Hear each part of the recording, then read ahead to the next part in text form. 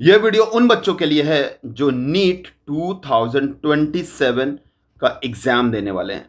देखिए, parliamentary standing committee का कुछ रिकमेंडेशन आया। उन्होंने ऐसा बोला कि नीट का जो एग्जाम है वो एक दिन कराने की जगह क्यों ना इसको अलग अलग फेजेस में, अलग अलग डेट्स में कराया जाए, ताकि जो सिक्योरिटी जो मेंटेन करना आसान होगा और पेपर लीक की जो गड़बड़ियां हैं वो भी चांसेस कम हो जाएंगी। और जो मेन इंपॉर्टेंट बात है, जो एक दिन का जो लॉजिस्टिक बर्डन रहता है वो भी कम हो जाएगा।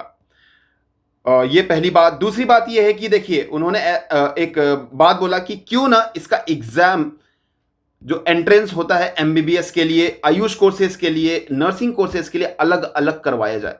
बट फिर उन्होंने इस चीज को रिजेक्ट कर दिया, ये कहकर कि इस कोर्सेज में जो एडमिशंस होते हैं वो अलग अलग एग्जाम करके नहीं हो सकता, क्योंकि प्रैक्टिकली फीजिबल नहीं है।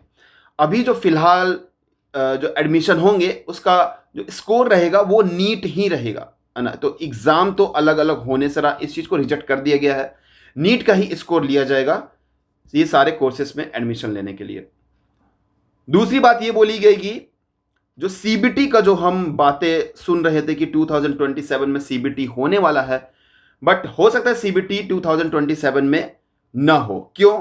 क्योंकि देखिए, जो इंडिया का जो इंपॉर्टेंट है, उन्होंने ऐसा बोला, ये बात बोली गई है कि जो क्या इंडिया का डिजिटल इंफ्रास्ट्रक्चर इतना है कि वो एक साथ 22 लाख कैंडिडेट्स का एग्जाम स्मूथली कंडक्ट करवा सके, है ना। तो ये चीज वो उनको देखना है। ओके, तो अभी देखिए कि सीबीटी 2027 में तो आ नहीं रहा, ये तो श्योर है। और हम ऐसा बोल सकते हैं कि जो एज लिमिट है जो ये लगने वाला था, ये भी नहीं लगने वाला है। और जो आपका जो चांस है इसको कम करने की बात चल रही थी, तो ये भी नहीं होने वाला है। तो जैसे एग्जाम कंडक्ट हो रहा था वैसे ही इसी तरह होगा। और मैं ऐसा बता दूं कि देखिए, सीबीटी नहीं होने का एक रीजन और भी है। अब ने जेई का एग्जाम देखा, जेई में कितने हैं, कम से कम 14 से 15 लाख कैंडिडेट्स हैं। अभी क्या होता है कि जेई में मल्टीपल शिफ्ट्स होती हैं, है ना, मल्टीपल सेशंस होते हैं।